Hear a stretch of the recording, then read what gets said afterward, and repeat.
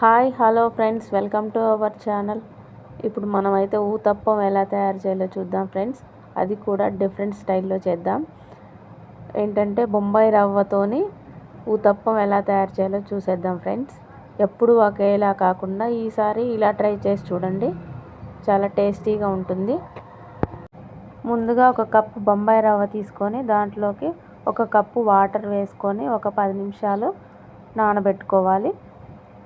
ఇలా నానిపోయిన తర్వాత నానిన రవ్వని మిక్సీ జార్లో వేసుకొని ఒక 2 టమాటా ముక్కలు వేసుకొని కొన్ని వాటర్ వేసి ఇలా మెత్తగా గ్రైండ్ చేసుకోవాలి.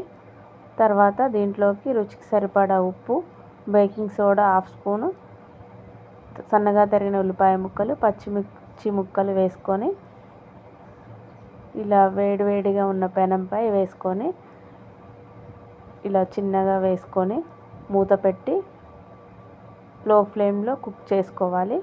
తర్వాత ఆయిల్ రాసుకొని ఇష్టమైతే 2 పక్కల కాల్చుకోవచ్చు, లేదంటే ఇలా 1 సైడ్ కూడా కాల్చుకోవచ్చు. అంతే అండి, ఊతప్పం రెడీ.